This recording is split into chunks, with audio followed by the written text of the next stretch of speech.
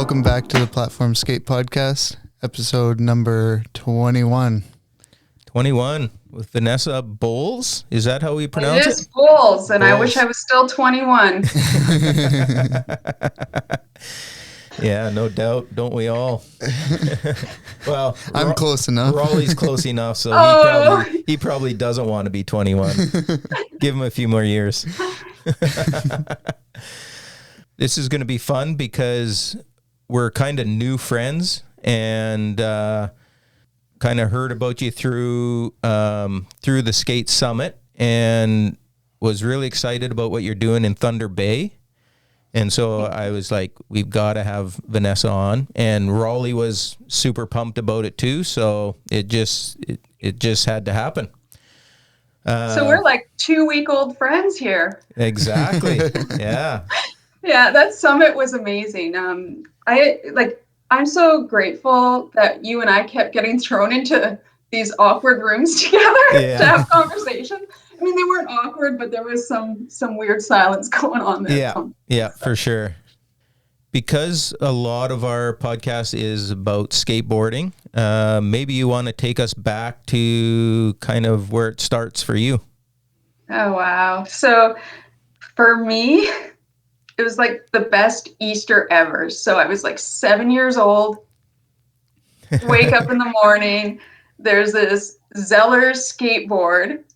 I remember it so clear. Don't ask me what my first like pro skateboard was that I had, but I can remember my Zeller's skateboard.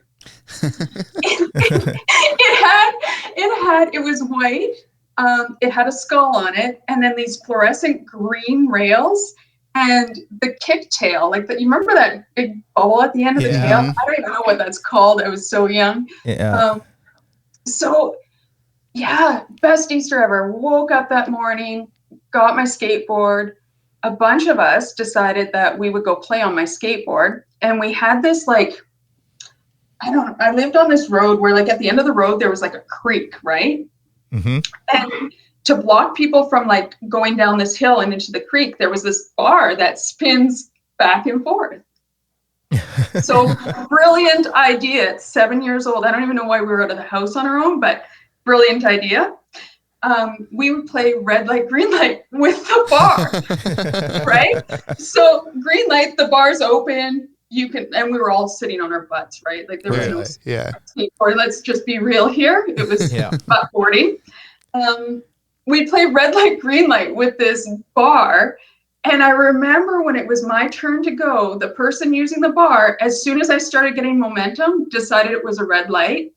And I caught the bar across my forehead and knocked myself out. Oh, wow. Yeah. Literally knocked yourself out. Knocked myself out. Oh, wow. Best day ever. Sounds like it. Did you say that it had rails on it? Yeah. Wow. Fluorescent green rails. It was sick. Yeah. Sick board from Zellers. It was heavy as hell. Yeah. I mean, back then I didn't know any better, right? We were all riding our big wheels around and getting all full with our Zellers boards. So it would have been like the old school with only the kick on the back, not on the front, right? Yeah, and no nose on it. Yeah. Right. Oh, yeah.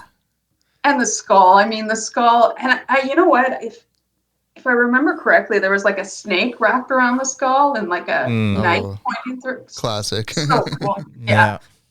You should get a tattoo of that. No thanks. To remind you of your first board. Yeah, could you imagine? Yeah. And then just have Zellers. I should be sponsored by Zellers. Promoting their boards, right? Yeah. And you know what? I don't really remember much after that. I don't know if we didn't play that game anymore or we just didn't play on our skateboards. It was pretty traumatic. It was probably the concussion. That's why you don't remember. Yeah. But I think probably got back into it after that. Grade 6, grade 7, there were a couple of guys in our school that were just kind of skating around, and I'd hang out with them and I would just skate on their boards. And it was so fun because we had this path by our house. They were doing tricks like ollies, kickflips, stuff like that. I was just cruising. I didn't even have a board, boring boards kind of thing. Yeah, and then by grade 9, my friend Mike Christie, he actually at lunchtime would lend me his board, and we would sit outside the back doors at the high school, and he taught me how to primo and ollie. And like from grade 9 on, skateboarding has just been or was like that hardcore every day sleep with your skateboard kind of thing. Right. Yeah. Did this happen in Thunder Bay? Yeah, so I was in Thunder Bay at the time. So it's so crazy. So the first year that I really started skating was grade 9, and that was probably around 93. My parents sent me off to Whistler for a ride snowboard camp. So I had been snowboarding for a year or two prior to that as well. And it wasn't just snowboard, like there was a skate camp too. So Ray and Danny Way were teaching the skateboarding. And who was it? Jason Ford, Russell Winfield. Who was on the team? Jake Blotner. I remember Jake Blotner. So these are the guys on the ride snowboard team. Okay. That were in Whistler. But Jake, he stuck with me. Like he took me to the bowl in Whistler and like would skate around Whistler with me. And like, even when we were like, he was just so sweet. Everyone was way better than I was at that time. Like I was just this little punk kid, right? These were all pro snowboarders and skateboarders. And I was just like, look at me, I'm going to try. And I remember, and I think it was more like a mean thing from my memory, but maybe it was supposed to be encouraging. But I remember the first time dropping in on a ramp, and that was at that camp, and I still have scars on my knees from it. It was in my mind. So my perspective of this was it had to be 8 feet or higher. I'm going to guess, looking back, it was probably only a 6 foot. Okay. But Even still 6 feet. All fairness, it hurt. Yeah. 6 feet is a high ramp to learn to drop in. Yeah, that's huge. Yeah. Wow. I think I had like tried a couple times. Like my friend Todd, they had a farm and they had a little, mini ramp in their barn. And I had like played around on it a little bit, but more pumping kind of stuff. So that was like my real like, let's do this. And to boot, before I went, our skate shop here, I don't know if you guys, you wouldn't remember this, but Steve, you might. Back early 90s, they came out with something called Eclipse on your trucks. So there weren't bolts on the end of the trucks. It was like a clip. Oh, no, I don't remember that.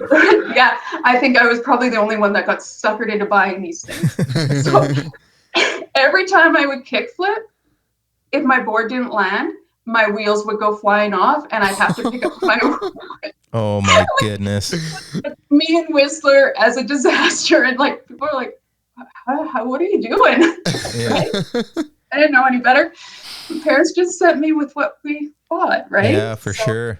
I think that was my first experience as like being a female and realizing that there's people out there that'll just take advantage of that and kind of suck. Because I mean, I think I got Destructos after that. Was my next set of trucks, right? Yeah. Were you the only girl, or was there a good number of them, or? There was only one girl that I remember skating the ramp, and I think it was Circa Wallace. So she was a pro snowboarder at the time, and she was part of our camp. So I remember her being up on the ramp. But the other girls that were actually snowboarding in the camp, they weren't skating with us. Yeah, so it was pretty much just, me and Jake. Jake took me around and just kind of showed me everything from there. Yeah, I was really blessed. And then I think that's what got the bug in me to like travel and skate. So that would have been like grade 9-ish. By mid-grade 10, I had dropped out of school to snowboard and skate full time. Okay. Oh, wow. So yeah.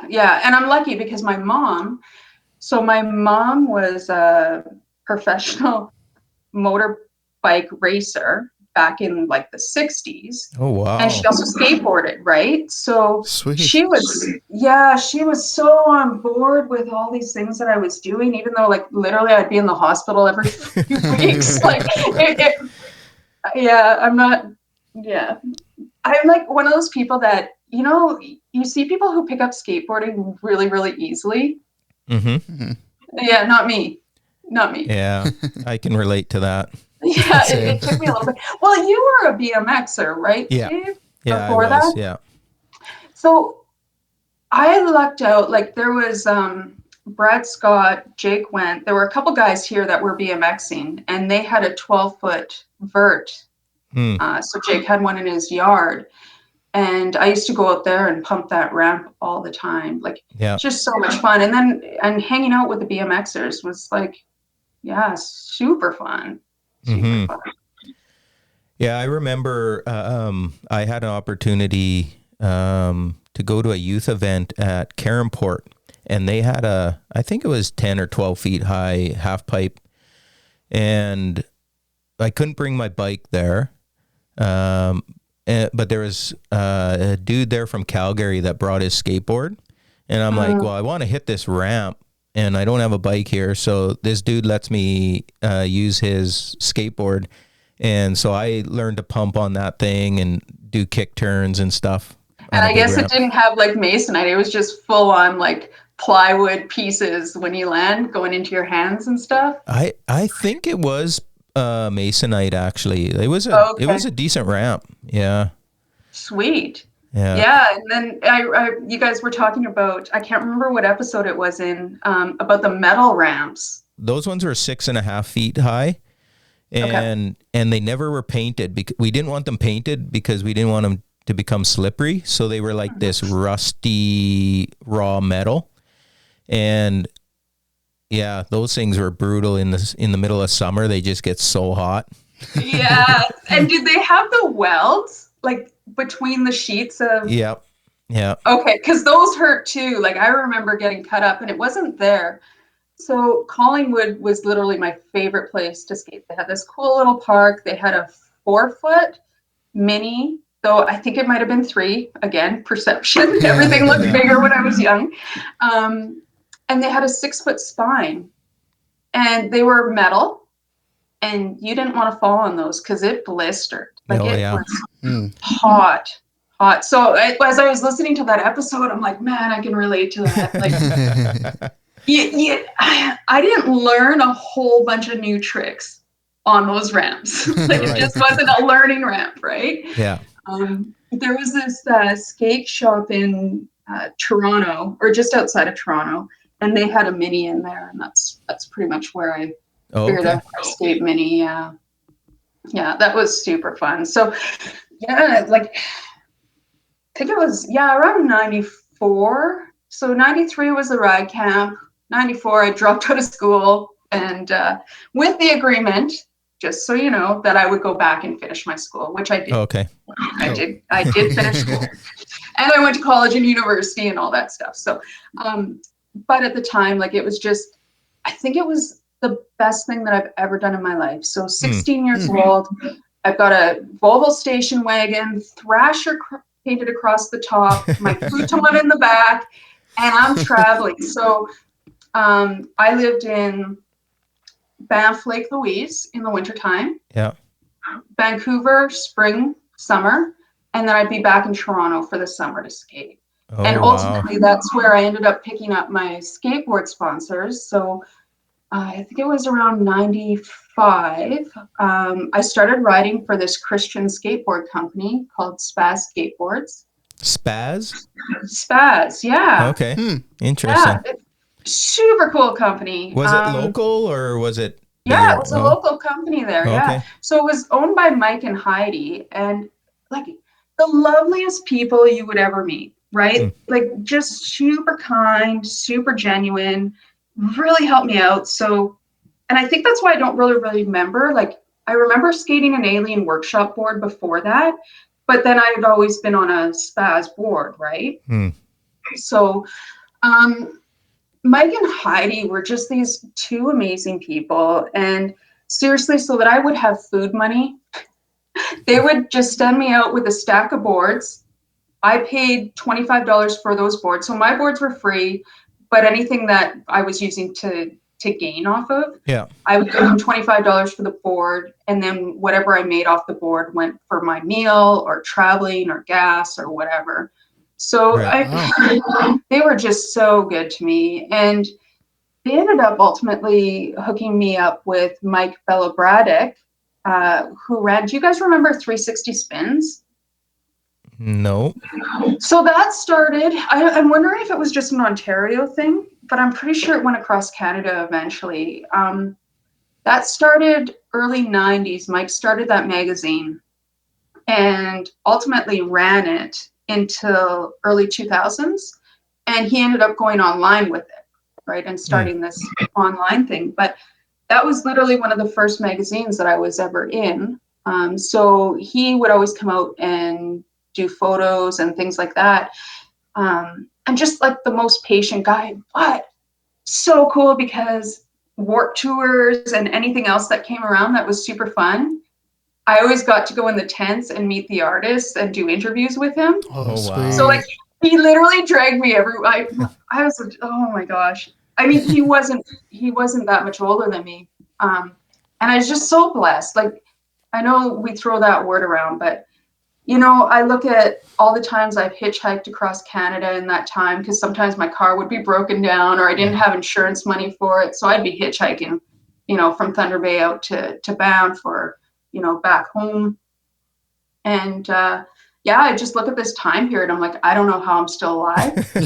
No kidding. Ultimately, that's what it rolls down to. And like, I've ended up in the weirdest situations from skateboarding. So I went to meet my cousin out in, I'm all over the place. Sorry, I'll just ramble. This is awesome. I went to go meet my cousin in Kelowna, and I had been driving literally from Thunder Bay all the way to Kelowna straight, like no stopping, no nothing. And I met up with him and his buddies, and we were like in this park up on this hill. And I'm like, dude, I need to sleep. So I literally crawled into the back of my Volvo, got all comfy in my futon, and literally, I don't know how long it was later, like it literally felt like 5 minutes. But then like these people are banging on the windows of my car and they're like, we're gonna kill you, let's get her. And I'm like, I'm literally just waking up and I've driven so far. Well, they thought it was funny. I had no clue what was going on. Super funny, right? As long as you're not that person. So I jumped in my car, like into the front of my car, and I drove so fast out of there. It was insane. Now they're chasing me because they're like, what is she doing? Right? Like, where is she gonna go? I don't know, Kelowna. This is like the first time I've been there. Like, where is she going? So I'm thinking they're chasing me and these guys are gonna kill me, right? Yeah. They're like just trying to catch up with me and be like, okay, let's go do something fun. Yeah. Yeah. So ultimately they ended up turning off at some point, and I blew through. They have like 30 or 40 where their schools are. I blew through one of those, probably doing about 70, and I'm crying and upset at this time. So this cop pulls me over. I look like I'm 10 years old driving my car, right? Like, so they put me in foster care. No. So they can get a hold of my mom. Oh, wow. Wow. So I was literally, I would have just been 16 at the time. And it was the funniest, scariest situation. And I remember like getting into foster care. It was 4 a.m. This kind, super sweet lady, and I'm still super confused as to like, what the heck is happening to me, right? Yeah. Like, it's so weird. She's making me scrambled eggs and then like sets me up in this bed in her house. And like, I don't know what time it was the next morning. I got woken up and I was told that the police had gotten a hold of my mom finally, and that I was kind of free to go, but I needed to call this number because they were going to set me up with some social assistance or something. Yeah. Oh. So they ended up giving me like $500. Yeah, it was just such a mind you, I never ended up skating Kelowna. Like that was the whole purpose of going there.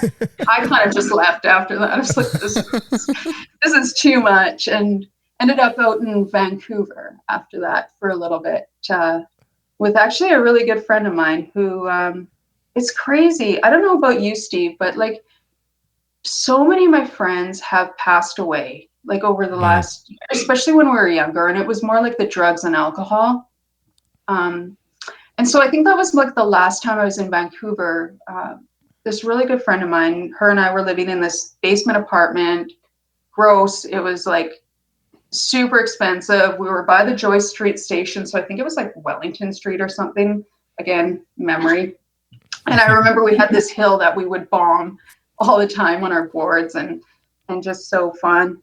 But I think ultimately the reason why I left is like the group of people that we started skating with and hanging around with were all getting into heroin and all these things. And she ultimately ended up dying a couple years later.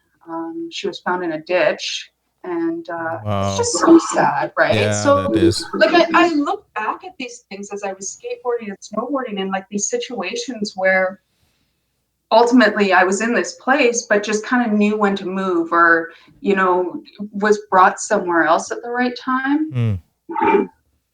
Yeah. Again, just the protection that you had is interesting through your story. Yeah. Well, even like, my mom would get so mad at me because I'd pick up hitchhikers on my way back home because I hated stopping. Like I just wanted to get home so I could get back to Toronto, right? Yeah. So I would pick up hitchhikers and I'd be like, "Can you drive?" And most of them would be like, "Yes." So I would go sleep in the back and let them drive the car, Wow. right? Yeah. Looking back, not so great. Yeah, you're pretty trusting. I was silly. Like, so silly. That was probably 17, 18 years old. But we started this super fun game. So through hitchhiking and these different things that I was doing, I created this super fun time. So, you know, between Dryden and Winnipeg, no one picks you up, right? Right. Yeah. And even Winnipeg is leaving Winnipeg on the one side, it's hard to get back. Yeah. So I started this game where I just find roadkill, and I would literally hours skate roadkill. The best fun ever, right? Because if you didn't land your trick, ultimately you would have like hair and guts and stuff in your trucks. Oh my goodness. Yeah. So, wow.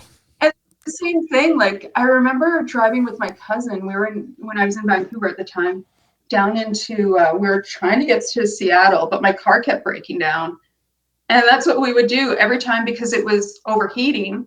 We'd find roadkill, we'd stop, skate the roadkill until the car cooled down, and then try and keep going. Wow. But you know, it's so weird because like, even like after I kind of got off my skateboard, anytime like I drive, like I travel lots, and anywhere I go, if I'd see roadkill, the first thing that comes to my mind is, I wish I had my skateboard. Oh my goodness. I'm going to start doing this. I think you're the only person that thinks that when they see roadkill. It's so weird. It'd have to be pretty small at this point. Like I'm not quite where I was, but it's just one of those things. And morbid as it is, I always think like, okay, people are like, that's so rude. Like that would be rude or disrespectful to that animal or whatever. And I'm like, okay, but like, if I was dead, you guys can drag me out and skate over my body. Like, I don't care. Right? I think that would actually be kind of fun. Like, roadkill, but it's Vanessa. Like, you know, let's have a sesh. I don't know. Ultimately, I did that trip back and forth between Toronto and Banff, probably till 99, right? And then I went back to school. Like I ended up actually going back to school and finishing high school. Did it just kind of like run its course at that point, or did you just feel like you needed to get back to school, or why did it end then? I ended up getting really sick. So I needed a bunch of surgeries and different things, and it wasn't working out where I could stay and compete out west, because every 2 to 4 weeks I was in the hospital on morphine and just really, really sick. Okay. And that's kind of what brought me back here. And then I still skated a bit, but it kind of fell away after that because most of my friends had already left to go back to university. Like they were already in university and doing their thing, right? So it just became awkward being the only girl showing up, and there were like these young 12-year-olds skateboarding. Like I really didn't fit in.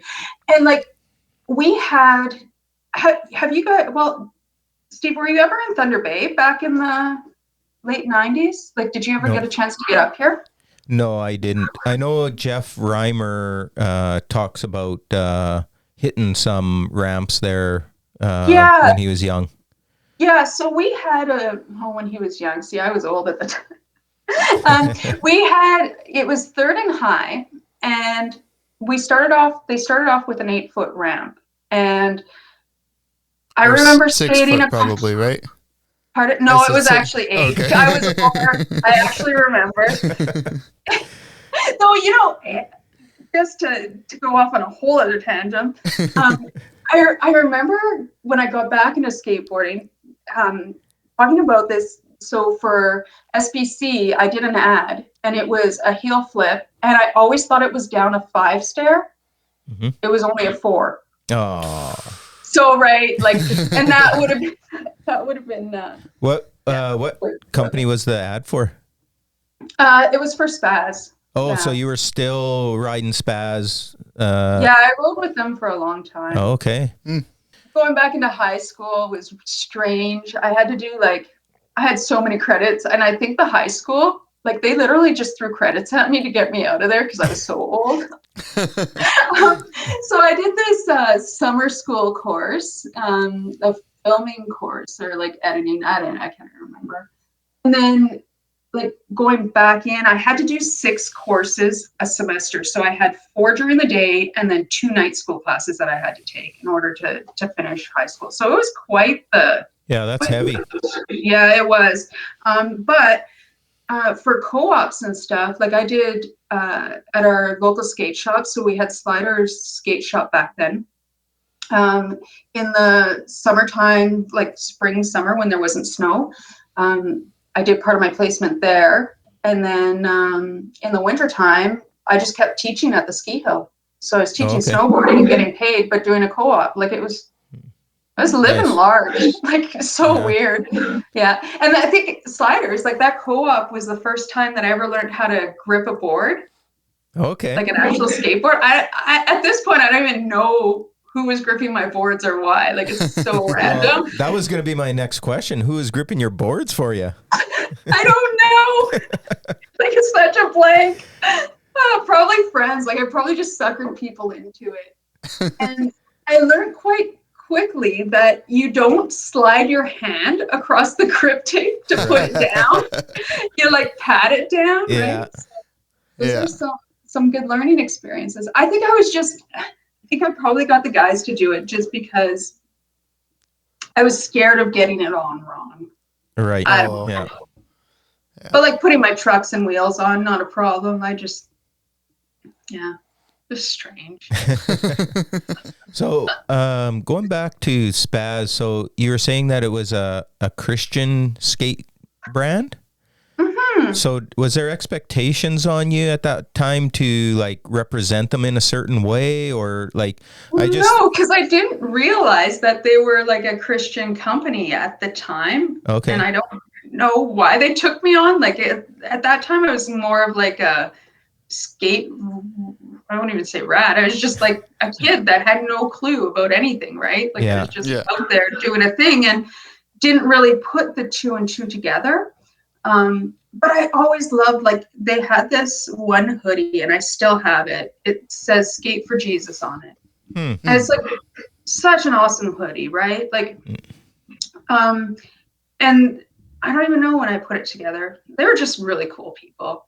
They also like sponsored, I think it was Trouble Charger and a couple other bands. So we'd have like parties and stuff at the shop, and it was super fun. Interesting. Because I remember an experience where we had a Christian skate crew come through our community here, and they did like a demo, and then they did some preaching and stuff. And so I was just curious if that was part of your experience then, but obviously not.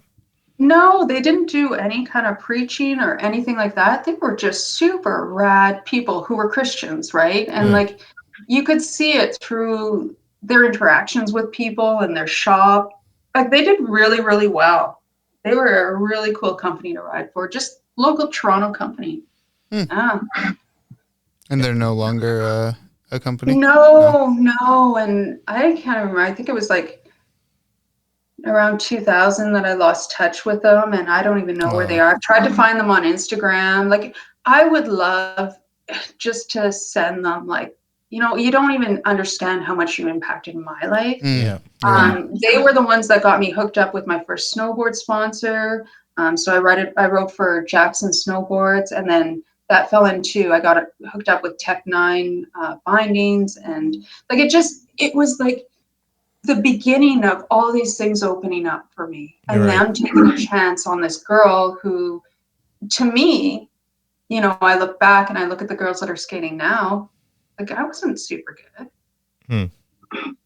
Like I was out there doing it, but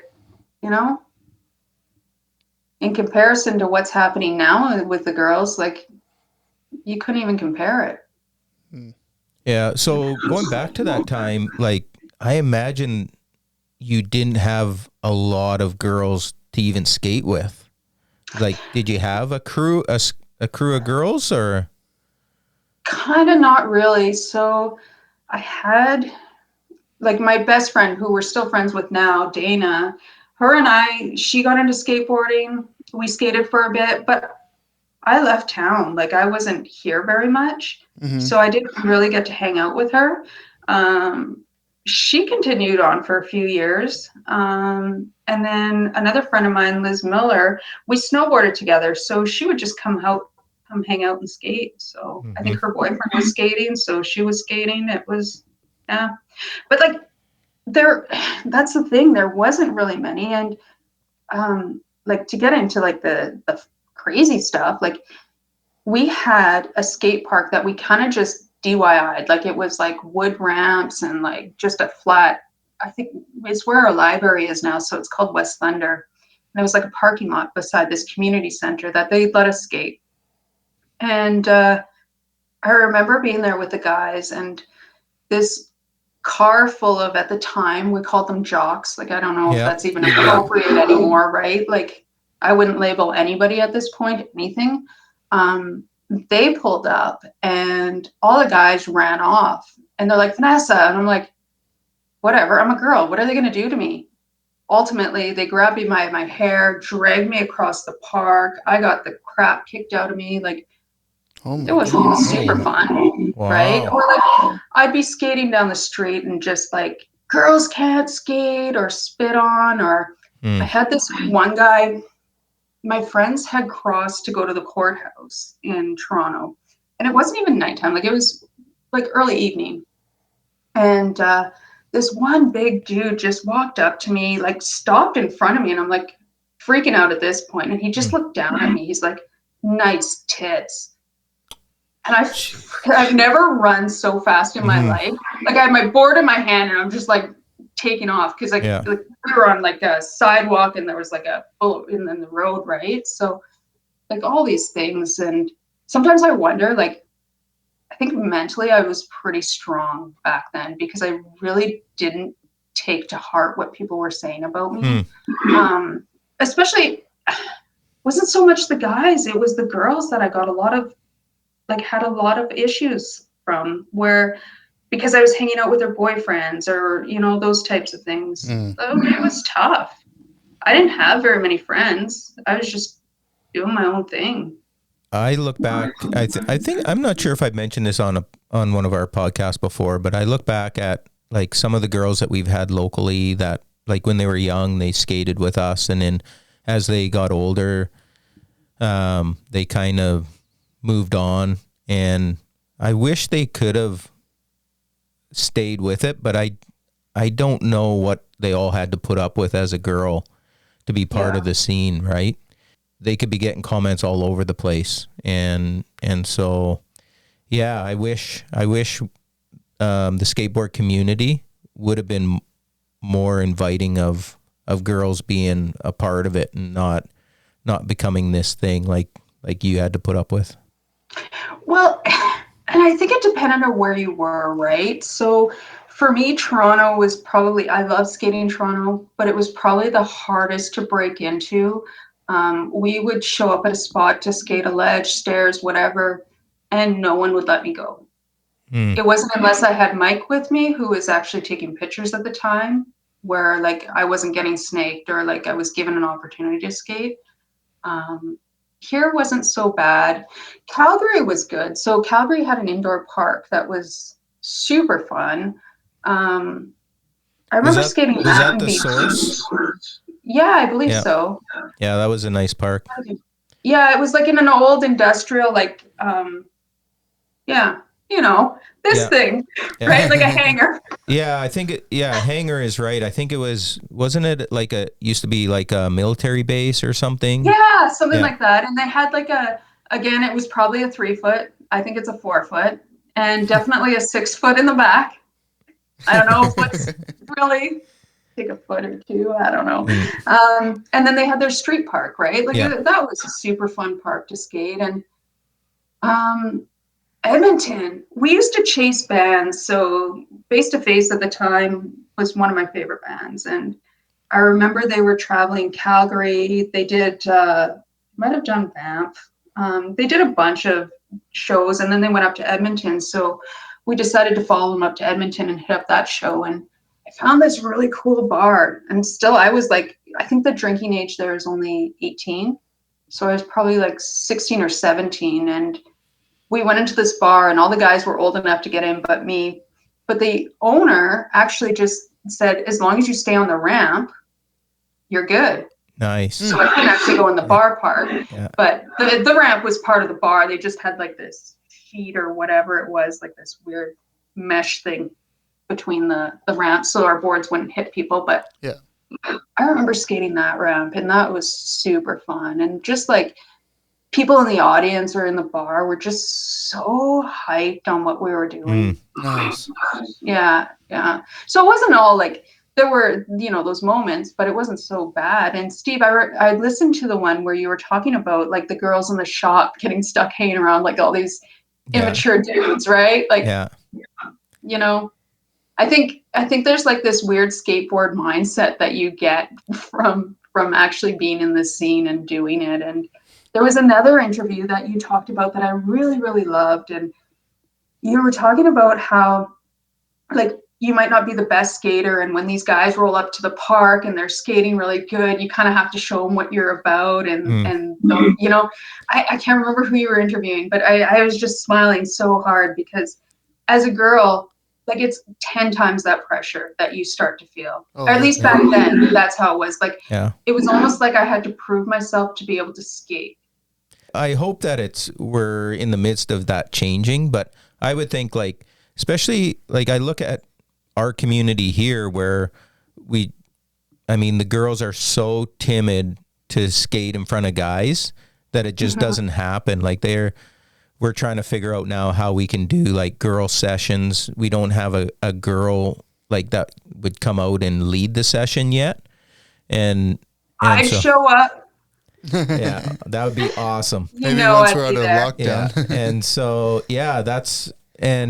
like, I just feel like if there was a space like the Edge has in Winnipeg where they have like a women's night and that's just blown up for them. There's so many girls that are skating there now. And I would love to see that happen here, but you need to create a space where it's comfortable because like you said, it would be so intimidating to go skate in front of all the dudes.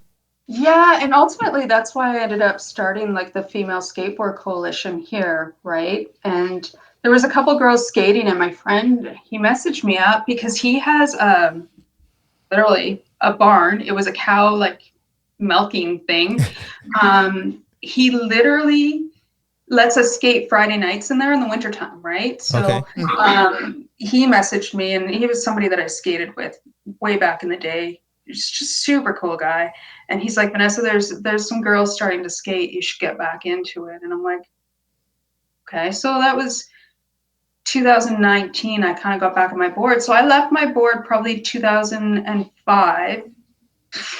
Right? Like maybe a little bit here and there where I'd like jump on somebody's board and play around, but there really wasn't. All there was some roadkill. Right? And like dreaming of roadkill on my travels. Were you still snowboarding in that time, or? Yeah, okay. I always stayed snowboarding. Okay. I found like snowboarding was just one of those things that was just really, really easy to stay into because it really didn't matter girl, guy, like people didn't care. And most of the time it was like, look at that little boy. You're right. So like, I think that's kind of what I got a lot of was like, just look like a boy with my tube and everything else on. So, and what else are you going to do in Thunder Bay in the winter anyways? Right. Right. Besides skate like an old barn. So I started this girls group last year, and by the end of the year we had 40 girls. Wow. And I did a competition at the end of the year, and it was just amazing. We had, I think it was like 12 girls under 15, and then I don't know, 10 or 11 above. So it just blew my mind. And from there, I decided to start the snowboarding group. So I started a female snowboard coalition. We didn't get that off the ground just because of COVID. Like it actually hit us like later fall here. I mean, mind you, in the summer, we were just super careful keeping our numbers to make sure that we were doing the right thing. Right. Started the snowboard one, and both our local ski hills, so Loch Lomond and Mount Baldy, connected with me in February and said, hey, look, we would love to set you up like the ski racing. There's no girls thing here, so why don't we start doing that? And my goal was, so I rode on the Alberta circuit, and my goal with the snowboarding was to get, to be able to bring back the Ontario circuit so that we're part of it. So if there's anybody that wants to hit up the Olympics or, you know, those types of things, if that's where they want to go with snowboarding. Anyway, so snowboarding season ended, and I started, well, even before snowboarding season ended, I started thinking about what am I going to do with these programs, right? Like ultimately we have a winter, we have summer, and in the summertime, I mean, I love our skate parks, but we're only stuck to Sunday mornings. The park gets super busy. There's drinking, there's just, you know, for the little ones, right, it's not necessarily ideal. And I don't want to paint our park in a negative picture because it's a beautiful place. Like that's not all the time, but those things do happen at any park, right? Yeah. So I started creating this plan to build an indoor park. And the goal of that plan was to ultimately start bringing in every part of the industry to the girls for skateboarding and snowboarding. So whether that's video editing, graffiti art, graphic art, so we can make our own t-shirts, print our own boards, and then manufacturing. So being able to manufacture our own boards and things like that. Actually, Steve, right after we talked, like 2 days after we talked last, my zoning got denied. Oh, no. Yeah. So I started creating this park, built a bunch of stuff for it. And now I don't know where I'm going. So we're gonna start back up with our Sunday morning skates. I've got this amazing advisory board. So I have a board of directors, and then I have an advisory board, which is made up of the girls that are skating. And they're the ones that are going to give us direction in how they want to take this, what they want to see with our programs. Yeah. Super amazing girls. So yeah, that's amazing. That's great work. Can you explain a little bit more how the coalition works? Like what exactly, I mean, you kind of said like you were looking to do an indoor spot and stuff. Was that the main goal of it, or is there more than just the indoor spot? The main goal of it, like when I started this, it was just to give girls a safe place, women, girls, anybody that just, and we don't, like, it's not just women and girls that show up. Like we have guys that show up that may not feel comfortable going to, the park at other times, mainly girls, but it just started by like knowing that I was intimidated to show up to places sometimes, right? And it really depends on your personality, right? Some people are like, I'll just show up to a park and do whatever, like who cares, right? Yeah. But there's a lot of people that aren't like that, and especially like the young ones. So I really just started it wanting to give girls a safe space to come and hang out and skate, and it's more of a mentorship thing. So I might show someone how to do a kick turn on a bank, or ollie over something, and then they match up with other girls that are their age that are just coming in, and they're showing them how to do that. So not only are they building their skill set, but they're building their self-confidence when they're now teaching somebody else something that they just learned. Like it's mind-blowing to see like just how empowering something like this can be. And again, we go back to that mindset. Like no one in this world can hurt you as bad as that skateboard in your shin. Eating crap down a freaking 5 set. It's 4, but 5 set, right? So like there's just so much that comes from skateboarding. Wow, we could sure use something like that here. Yeah, I would love, I would love, once COVID's done, come up and help you out. Even if we just do like one girl's sesh or something like that, and get these girls up and, maybe just encouraging them that, you guys can set this up. You don't have to come here at times when it's packed. Come on a Sunday morning, like, or, you find that one girl that is like, I'm okay with this, and be like, hey, you know what? What do you need? What can we do to help you? Can we do some advertising for you that you are starting something up, right? Well, even here in Portage, our parks aren't super busy most of the time, or like our one park, if you want to call it a park, isn't super busy most of the time anyway. And so to encourage them, being like, if you go and check it out, it's most likely not going to have like, if there's any people, it's not going to be a lot either. So even just to encourage them with that. It doesn't hurt, but you really don't want to be that dude that's like in a girl skate thing, right? Like it seems kind of weird, but if that's what helps get it started, then you just kind of back yourself out of it and let the girls do their thing, right? And that's like last summer when we did skate camp. We had mostly girls involved in skate camp. So we have all these young girls that are learning to skate and they're loving it. But then we don't see them after that, which is really too bad, because we would love to see them, continue to keep coming out, and hopefully when we do skate camps this summer, they'll be back again.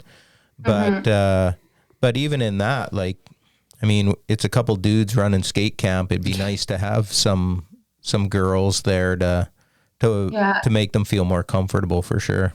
It sounds like your daughter had a really good time at, helping out with skate camp. And you're right, like in that conversation that, she's been off her board for so many years too. And like just starting to learn, you don't have to be good to help out, right? Like, I mean, I look at how I learned how to skateboard, like through videos, like the Plan B, oh my gosh, blew your mind back then. Or I don't know, my favorite video is Animal Chin and Love Child. Love Child was like one of my favorite earliest videos.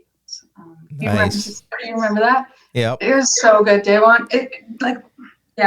And so like I wasn't good, but I was watching these videos and learning how to skate and learning where to put my feet and those types of things. So I think it's just encouraging, and hopefully like when you guys do this camps, like, hey girls, like what do you guys need? What can we do? Like you guys are having fun. What do you need here? For sure. Yeah. What can we do for you? Yeah. And then just set it up like that. That's a really good point, and I love that. That's the way you run your coalition. Like you have the steering committee. Is that what you called it? Steering committee?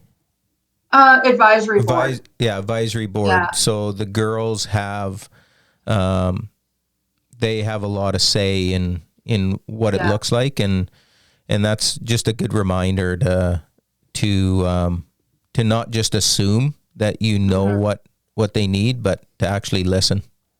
So as much as I'd like to be in my 20s again, I'm not. And so I don't know what they want, right? Right. I can't.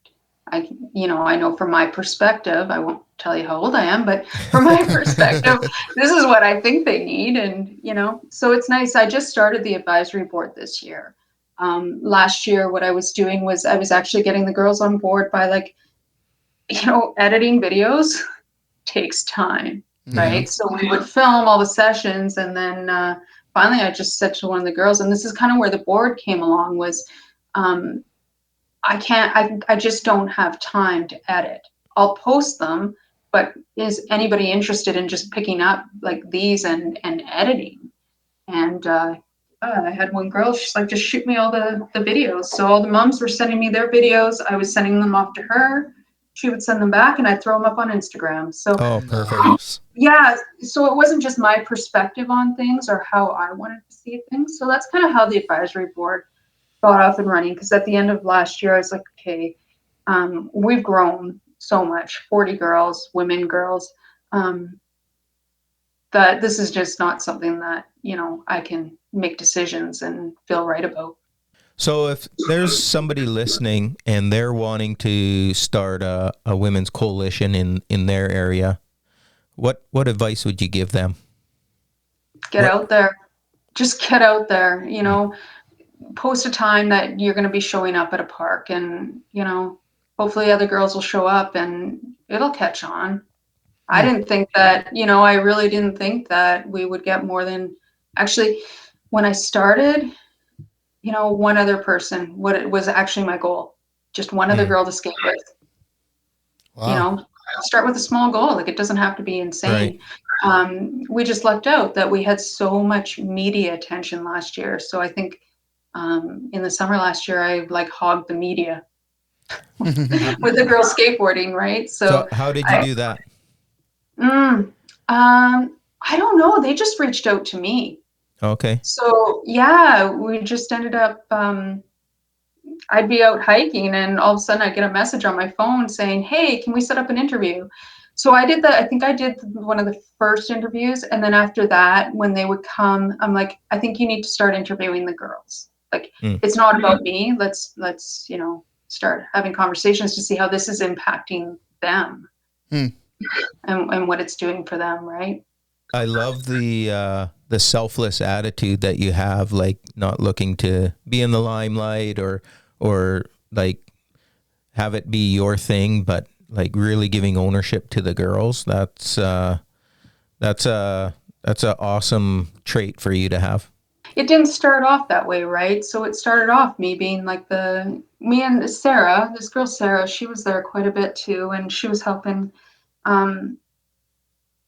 Just starting it off, and then it was just kind of like, how do I pass this over to make it not about me anymore? Because now we've got people in it. Let's go. Let's just be here having fun. And so a little bit bummed about the park, because I think having that indoor space would have been absolutely amazing to do these programs and to step it up. And I think when we were on the summit, we were laughing. Somebody was laughing because they're like, yeah, and just give the guys one night a week to skate, right?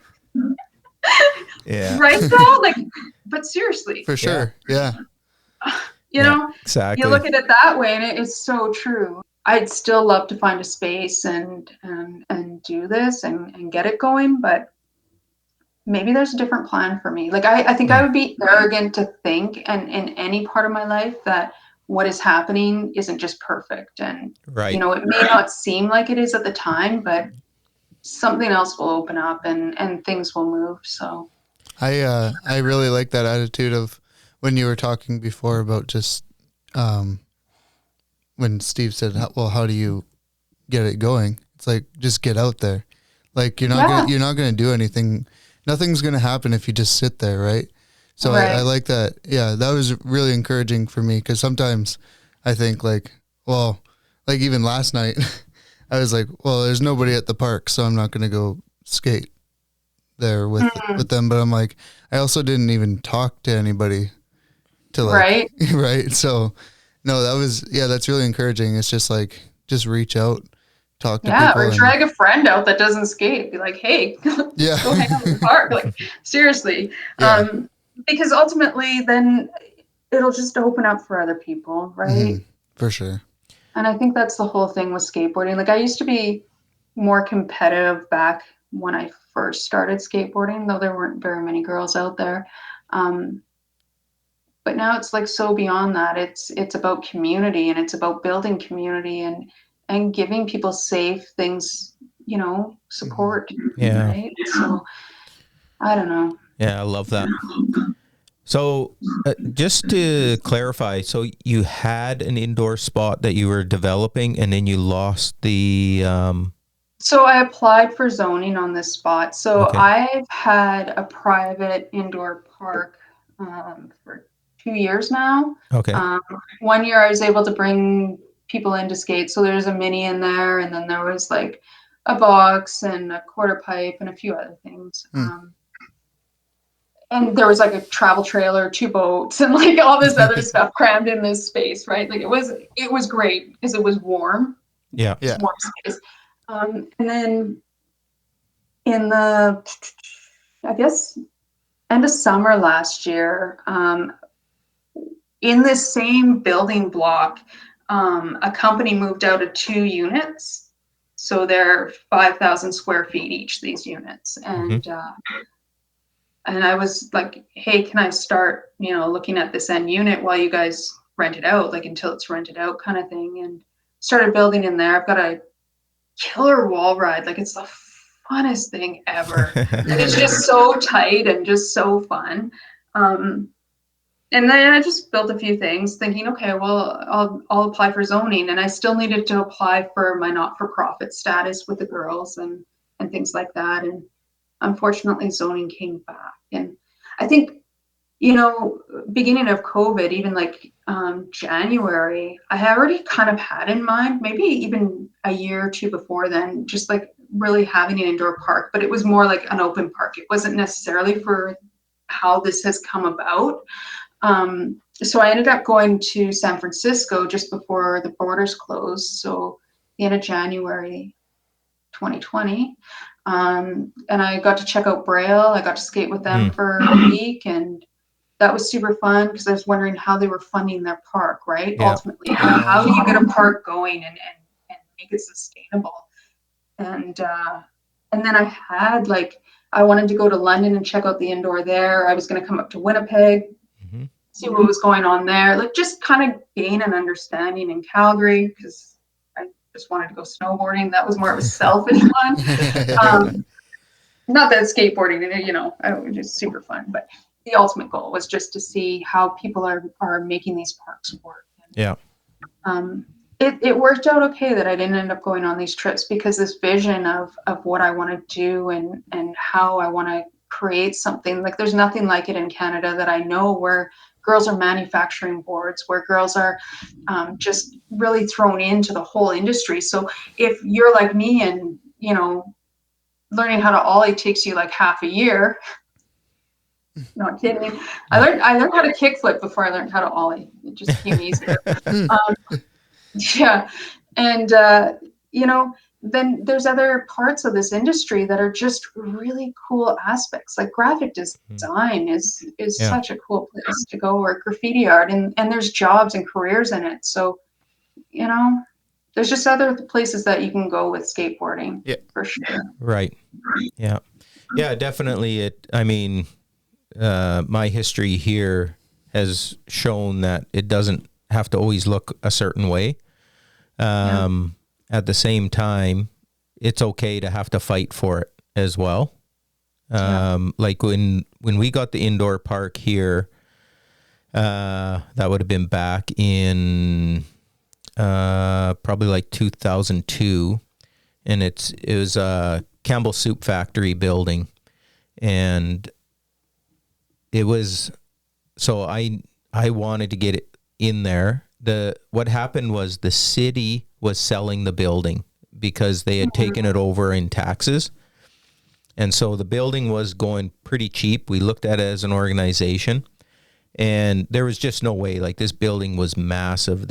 Like, our organization wasn't in a position to manage that type of space. And so they said no to it. And auto parts company bought it, and they weren't going to use all of it either. And so I had it in my mind that we were going to have a skate park in there. And it took a long time to get to a place where we could do it. So they had hired a company to manage the building, like a real estate company. And the thing is, what we were trying to do, and we were trying to get them to do it for a tax receipt. And the real estate company is not interested in that because they're working on commissions. Mm-hmm. And so I knew that I had to get to the owner. And I think somehow I knew that the owner had a kid that skated. And so I was like, I got to get to the owner. And so I was the creepy guy that hung around the building waiting for the owner. Wasn't even from the community. He was from another city. But I'd hang around there and wait for him to show up. And when he'd show up, and he'd have meetings there with people, and then I would kind of like hover around and wait. And then as soon as the meeting's over, I would like jump in and be like, hey, I'm looking to do a skate park. Like, would you be interested? And I think it took 5 months of like being the annoying guy that they finally agreed that, yeah, we're going to let you guys run a park in here. And so, like, I'm not sure if that's encouraging to you or not, but what it looks like to fight. It is so encouraging, and whether I started or somebody else, like, it doesn't really matter. This community needs an indoor space, right? So it doesn't have to be me. I would like to get these programs up and going, and I think, when did you open the indoor? I believe it was around 2002, 2003, somewhere in there. Did you have to get environmental and all those other pieces at the time, or did they just be like, here you go, you can put kids in this abandoned building? Yeah, I don't remember. Like, I remember there being discussion around some of that stuff, and I think in the end, everyone just kind of like turned a blind eye to it. Nice. And just let us, like, it's like, don't tell us so that we don't know kind of idea. Yeah. If I remember correctly. But I don't remember some of those details around it. Yeah. Is that just like it was a 6 or an 8 foot ramp, right? Yeah. So is that what the issue with the zoning is around, is environmental or what? Well, it is. There's a piece of it, right? But ultimately, I'm looking at an industrial space to make it recreational. Mm-hmm. So that's one. And there's policies in the city around that. So the one thing that they brought to my attention was there's no sidewalks. So to get from the bus to this building, there aren't sidewalks. So it definitely isn't safe for kids, right? Like, you look at it that way, even though like it's not a busy street. But they brought some good points forward, and ultimately they said, well, you could go ahead and start your environmental, which is a lot of money. Right. It's a lot of money to do the environmental piece, and but when it goes to city council, and if you want to go up in front of city council with this, we're not going to back you. We're going to tell them that it's a bad idea. So it's a bit of a bummer, being that it was a friend's building, and I mean, he's super amazing. Like, I can still go and skate, right? But you get into that sticky area without insurance. You don't bring people in, and it's not zoned. Even though we're not paying to use it. So the city ended up saying, like, hey, if you find a commercial, like something, in like a residential space, you won't have, I already put out money for this, right? Mm-hmm. You don't have to pay again. We'll just, take a look at it for you and let you know. Unfortunately, like even this 5,000 square foot building, it's over 5,000 a month. It's just super expensive. And yeah, I don't know what I would find out there that would be affordable. So working with maybe other organizations or other people that are interested in what we're doing, whether it's, I don't know at Yeah. this point. We used to have an indoor park. So we've had a couple. Yeah, Darren ran one. It was called 414 and it was on May Street.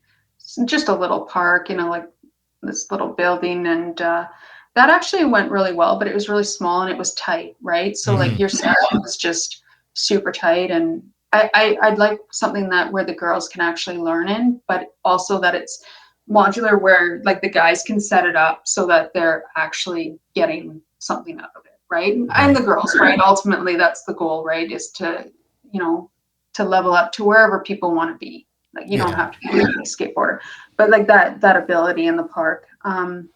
What would you say is like a proud moment for you looking back at your skateboarding or even what you're doing now? Like what would you look back and say like this is what I'm really proud about? You know what? I think it's just a number of things. It's like that whole mindset of getting back up, even though like you may have been not technically beat down by people, but like people are trying to hold you back or, saying things or doing those things and just that ability to keep pushing through and not giving up. When sometimes like I can tell you, like there's been times where I've been developing this and I'm like, what am I doing? Like, um, I've heard so many hurtful things like, oh, Vanessa's creating a daycare or, like just, and that in itself isn't a bad thing, right? Like even if I was doing a skate daycare, like who cares, right? Yeah, exactly. But that I think that perseverance through my whole life just to keep focused on what I want to do and create things for people. I love how you like skated and then you kind of like moved away from it and came back and saw the value and see the value in the girls and in putting skateboarding girls together. It's I can very tell you, if I would have done this back when I was skating in the 90s, it would not have worked out. Like I was just not that person at that time right. to do it. And yeah, so Yeah. I think things just come about as they need to. And, ultimately this is no longer about me. It's about what the girls want to do. And, whether I'm here or not, it doesn't matter anymore. Something really cool has been created for this community. And it's about the community then taking it over and doing what they want with it. Yeah, for sure. And I know we talked about this the other day, but for the podcast, what do the guys in the skate community need to do to make it more inviting for you ladies? Yeah, we had this. Yeah, that was a crazy conversation. I don't know. I think that there's still like, I see on Instagram, and I've deleted so many Instagram accounts, and this is part of what I was talking about, where like this girl's skating and she's actually pretty good, and the guy's just following her butt, and then they're posting that. Like, I don't think that's right. I mean, we're out there just most girls, and I mean even if girls are out there because they want to pick up and whatever, it doesn't matter, right? There's just that respect piece, right? So things like that kind of irked me a bit, like just seeing this kind of like, I don't know, it's weird. Like again, not there to pick up, I'm just there to skate kind of, right? And I think there's a lot of girls that are like that they're just there to skate. So keeping that in mind, that girls aren't there looking for a date or looking for whatever. They're looking for encouragement and to learn this sport. And if it ultimately gets into something like that, great, right?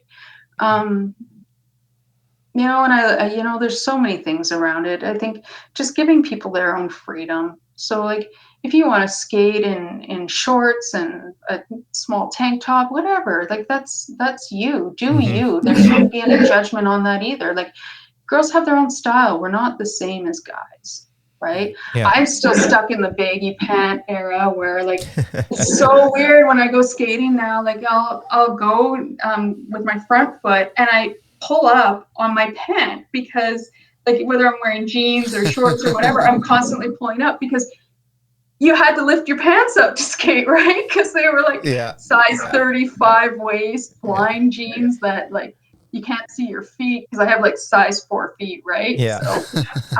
So it's muscle memory for you to just pull up. Right? Like it's such a weird, like it probably looks so weird when I'm skating. Always just pulling up my pants. That's great. Yeah. I think just that mindfulness of remembering that, like, and it's same with guys, like, just because a dude shows up at the park wearing something that's like, I don't know what would be weird, like tight shorts and like, whatever, bandana. I don't know, like, because I don't judge people, right? But like something totally off the wall, like, it's stepping back and saying, hey, that person is who they are and they're doing their thing. Cool. Yeah. I think just in overall society, it's bringing back that piece where we judge people and criticize people for whatever it is. Maybe they don't have the money to buy, the best board or the best, outfits or stuff like that. And it falls into girls too, right? And that welcoming piece, right? Like, just have some understanding that, like, as a girl coming up to the park, you guys have this too. And I love that in the podcast where, it's almost like you have to prove yourself to the dudes that are already there. Yeah. Well, girl, none of us have to prove ourselves to anybody, right? Yeah. Like, ultimately we don't. We feel that sometimes. But I think the skateboard community is one of the most welcoming, unjudgmental for the most part, as I go back on that, but it really is. Like, you could be anybody. Like, I'm skateboarding with like 18, 19-year-olds, even like little ones, but like anybody can show up and be welcome. It's just, you don't know that when you start. Right. Yeah. And there's a bit of a difference. Like I don't know if, like, when I go to California or I'm in Vancouver, there's more girls out there killing it. Yeah, New York, for sure. There's a good group of girls out, in those areas, but there's a lot of places where there's still, there's only that one girl or two girls. So just be encouraging, what is it about it that, what's making people intimidated? What's making girls not want to skate? I think with the Olympics coming, hopefully we'll see more girls on boards and, seeing that it's totally acceptable. And again, I'm still like, I think, for me, I look back at the 90s, right? And I'm just like, holy crap, I don't know how I did that or, how it kept going. But I think things have changed a lot in the years for sure already, but there still are those things that are similar, right? Yeah. And I just want to say how much I appreciate you for being like kind of a pioneer in this, like really pushing the boundaries. For some of us, it's the exposure that's needed. Like, we need to see this happening so that their awareness is there. And, and so, yeah, hopefully even the podcast will give a little bit more exposure to what you're doing and help more of us guys see how we need to change in order to make it more inviting. Yeah. And I think I definitely want to shout out 100% Club in Calgary. Erica's been doing this for years, putting on girl skates, and all across this country there's girls out there, really, really putting themselves out there to get more female skating. So just huge shout out to everyone. This isn't something new. This is but it's needed. Yeah. Yeah. It's needed. So yeah. And I really appreciate the time on here, and I'm so glad, Steve, that we got to meet, and it was just such a fun 3 days of, yeah, for sure. I didn't know what to expect. Yeah. Yeah, exactly. I don't even know how I got in it. So, it all works out. Where can people find you or connect with what you're doing? We want to make sure that we get that on the podcast as well. Okay, yeah. So the girls skateboard and snowboard each have their own Instagram pages. So for the girls, it's at Female Skateboard Coalition, and there's an underscore between the words. And same with snowboard, it's at the Female Snowboard Coalition. If you go to my Instagram page, it's all linked there. So Yeah. I'm at Vanny, VANNY, .bowles, BOWLES. And you can find me on there, and then you can link to anything that I'm doing. Okay. Yeah, we'll make sure it's in the show notes as well. Okay, sounds good. Yeah. This was so fun. Yeah. I'm Thanks like, for joining how are us. we going to talk for an hour? Like, what's up? Yeah. Having these conversations I think are really helpful. I hope so. That's what we're doing it for. We're hoping that they're helpful. So. No, I love what you're doing. Like I'm listening to your podcast and I'm like, this is so awesome. Like,